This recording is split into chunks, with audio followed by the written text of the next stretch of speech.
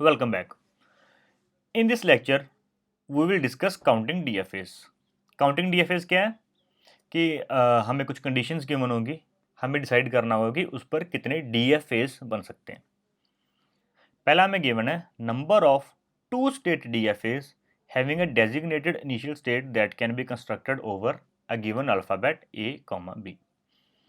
इसमें क्या है कि हमें दो स्टेट के DFAs बनाने हैं जिसमें कि हमें एक इनिशियल स्टेट गिवन है कि हमारे पास दो स्टेट्स हैं, दो स्टेट्स के डीएफए बनाने हैं। हमें गिवन है कि अच्छा ये वाली स्टेट इनिशियल रहेगी हमेशा। तो आप कितने डीएफएस बना सकते हो अगर आपको एक इनपुट अल्फ़ाबेट गिवन है ए एंड बी। तो इसको आप ऐसे सोचो कि मान लो मेरे पास दो स्टेट्स हैं, एक है मेरे पास Q1 एंड सेकेंड है मेरे पास Q2। मुझे गिवन है कि एक इनिशियल है, मान लो Q1 मुझे इनिशियल गिवन है। अब मुझे Q1 को इनिशियल मान के टोटल नंबर ऑफ डीएफएस बनाने हैं। अब चेंजेस क्या होंगे कि ट्रांजिशंस कैसी भी हो सकती हैं, एक तो ए एंड बी इस पर भी हो सकती हैं, इस पर हम पहुंच ही ना पाएँ, इस पर भी हो सकती हैं, फिर Q1 से Q2 भी हो सकती है, Q2 से Q1 भी हो सकती है एंड सो ऑन। कितनी भी ट्रांजिशंस बना सकते हैं। तो इसको काउंट करने का जो सबसे आसान वे है, आप ऐसे करो कि आप दो वेज में सोचो इसे। पहला आप सोचो कि फाइनल स्टेट्स कौन सी होंगी, कि फाइनल स्टेट्स कितनी होंगी हमारे पास, मतलब कितनी पॉसिबल फाइनल स्टेट्स बन सकती हैं। एक तो है कि मैं Q1 को फाइनल बना सकता हूँ, ठीक है, और एक है कि इसे मैं फाइनल नहीं बना सकता हूँ। आप ऐसे सोचो कि जो Q1 है इसे मैं फाइनल बना सकता हूँ और नहीं बना सकता हूँ। मेरे पास दो ऑप्शंस हैं। सेम मेरे पास Q2 के लिए है कि मैं उसे फाइनल बना सकता हूँ और नहीं भी बना सकता हूँ।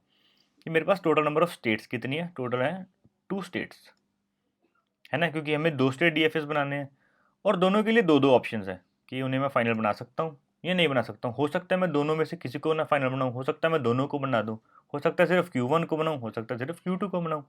तो मेरे पास टोटल 4 ऑप्शंस हैं। सेकंड आप देखो ट्रांजिशंस को, कि ट्रांजिशंस कितनी बना सकता हूँ मैं। रिमेंबर कि हमें एक इनिशियल स्टेट तो गिवन ही गिवन है। तो ट्रांजिशंस को आप ऐसे सोच लो, एक टेबल बना के देख लेते हैं। हमारे पास इनपुट अल्फ़ाबेट क्या है, ए एंड बी। स्टेट्स कौन सी हैं, Q1 एंड Q2। Q1 मेरे पास इनिशियल है। Q1 से ए मिलने पर मैं कहाँ पर जा सकता हूँ, या तो मैं Q1 पर वापस आ सकता हूँ या मैं Q2 पर जा सकता हूँ। मेरे पास दो ऑप्शंस हैं। सिमिलरली Q1 पर मुझे बी मिलने पर या तो मैं Q1 पर भी जा सकता हूँ या मैं Q2 पर भी जा सकता हूँ। कि कुछ ऐसे डीएफएस होंगे जिन पर मैं Q1 पर ए सिंबल मिलने पर मैं Q1 पर स्टे कर रहा हूँ। कुछ डीएफएस ऐसे भी होंगे जिन पर मैं ए मिलने पर एक डिफरेंट स्टेट पर जा रहा हूँ, Q2 स्टेट पर जा रहा हूँ। हमें कोई कंडीशंस नहीं गिवन है कि आपने ये स्ट्रिंग एक्सेप्ट करवानी है, ये लैंग्वेज एक्सेप्ट करवानी है। हमें सिर्फ पूछा गया कि दो स्टेट डीएफएस है, तो आप कितने डीएफएस बना सकते हो, मतलब दो स्टेट के कितने डीएफएस बना सकते हो अगर आपको एक इनिशियल स्टेट गिवन है और एक input alphabet A and be given है। ठीक है, तो मेरे पास पॉसिबिलिटीज़ क्या है, ए के लिए भी मेरे पास दो पॉसिबिलिटीज़ है, बी मिलने पर भी दो पॉसिबिलिटीज़ है। सेम है Q2 के लिए। Q2 पर ए मिला तो मेरे पास दो पॉसिबिलिटीज़ हैं कि मैं Q1 पर जाऊँ या Q2 पर जाऊँ, एंड यहाँ पर भी मेरे पास दो पॉसिबिलिटीज़ हैं कि मैं Q1 पर जाऊँ या Q2 पर जाऊँ। मेरे पास टोटल नंबर ऑफ मतलब यहाँ पर कितने सेल्स बन गए, इनको मैं एक सेल मान लेता हूँ कि मतलब कितनी जगह है कि इस पर मैं ऐसे मान लो यार कि मेरे पास ए एंड बी है, यहाँ पर Q1 है एंड Q2 है। मेरे पास चार जगह है यहाँ पर। मुझे चारों के लिए डिसाइड करना पड़ेगा कि Q1 पर ए मिलने पर कहाँ जाना है, Q2 पर Q1 पर बी मिलने पर कहाँ जाना है। तो मेरे पास टोटल कितने सेल्स हैं, 4 सेल्स हैं, है कि नहीं। एक बार इसे इरेज कर देते हैं।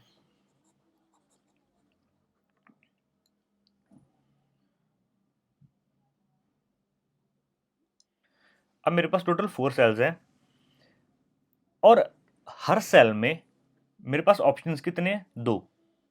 ठीक है, हर सेल में मेरे पास दो ऑप्शंस हैं और टोटल मेरे पास कितनी सेल्स हैं, मतलब 2 इंटू 2 ये हो गया मेरा आंसर। सीधे सीधे लिख सकता हूँ कि मेरे पास 4 सेल्स थी तो ट्रांजिशंस कितनी बनेगी, 2⁴।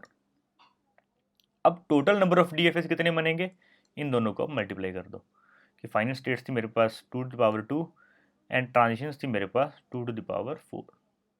तो ये बन गया 2⁶, दैट इज 64। कि दो स्टेट की मेरे पास 64 डीएफएस बन सकती हैं over alphabet a comma b अगर मुझे एक इनिशियल स्टेट गिवन है। अब ऐसे हम सेकेंड एग्जाम्पल देख लेते हैं कि अब मुझे बनाना है कि 3 स्टेट की डीएफएस बनानी है। अब इसमें मुझे 3 स्टेट्स गिवन है, एक है Q1, एक मान लो Q2 एंड एक मान लो Q3। और हमें गिवन है कि एक इसमें आपको इनिशियल शुरू में गिवन होगी, तीनों में से कोई भी इनिशियल मान लो। मैं Q1 को मान लेता हूँ कि मेरे पास अब जितने भी डीएफएस आएंगे उसमें Q1 इनिशियल होगी, ठीक है। अब मुझे देखना है कि टोटल नंबर ऑफ डीएफएस कितने बना सकते हैं। तो पहला रूल क्या है, आप देखो कि नंबर ऑफ फाइनल स्टेट्स कितनी होंगी। यहाँ पर भी दो ऑप्शन हैं, इसे मैं फाइनल बना सकता हूँ, नहीं भी बना सकता हूँ। यहाँ पर भी दो एंड यहाँ पर भी दो, दैट इज 2 टाइम्स 2 टाइम्स 2 या फिर 2⁻3। 2⁻, कितनी नंबर ऑफ स्टेट्स हैं हमारे पास। सेकंड हम देखते हैं ट्रांजिशंस कौन कौन से बना सकते हैं। ट्रांजिशन बनाने के लिए आप एक टेबल से समझ सकते हैं कि मेरे पास दो सिंबल्स हैं, एक ए है एक बी है, और स्टेट्स मेरे पास है Q1 Q2 and Q3। Initial है Q1। अब मेरे पास नंबर ऑफ सेल्स कितने आ गए, मतलब कितनी जगह है जो मुझे भरनी है, दैट इज 6।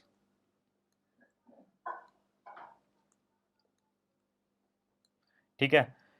पहले केस में मेरे पास कितनी ऑप्शंस है, ए आने पर मैं Q1 पर ही वापस आ सकता हूँ, या तो मैं Q2 पर जा सकता हूँ, या मैं Q3 पर जा सकता हूँ। सिमिलर है बाकियों के लिए भी कि Q1 पर बी मिलने पर मैं वापस से Q1 पर भी आ सकता हूँ, Q2 पर भी जा सकता हूँ एंड Q3 पर भी जा सकता हूँ। तो मेरे पास टोटल नंबर ऑफ सेल्स कितनी है, 6, और हर पर कितने ऑप्शंस है मेरे पास, 3। मेरे पास 3 ऑप्शंस हैं, मतलब मैं कर सकता हूँ 3 टाइम्स 3 टाइम्स 3 टाइम्स 3 टाइम, कितनी बार, 6 बार, 3 टाइम्स मतलब 3⁻6। तो टोटल नंबर ऑफ डीएफएस कितने होंगे, दैट विल बी 2⁻3, जो कि हमारी फाइनल स्टेट्स हैं, कितनी बना सकते हैं, एंड 3⁻6 जो कि हमारी ट्रांजिशंस है। तो इसका आंसर क्या आ गया, 2⁻3 इंटू 3⁻6। चलो अब ऐसे क्वेश्चंस की जनरलाइज्ड फॉर्म देखते हैं। तो हमसे पूछा गया कि कितने number of n state DFAs बन सकते हैं जिसमें कि कोई डेसिग्नेटेड इनिशियल स्टेट हमें गिवन है, और अल्फाबेट में कितने सिंबल्स हैं, एम सिंबल्स हैं। ऐसे क्वेश्चंस कैसे करते हैं, सबसे पहले हम देखते हैं कि हमारी फाइनल स्टेट्स कितनी होंगी।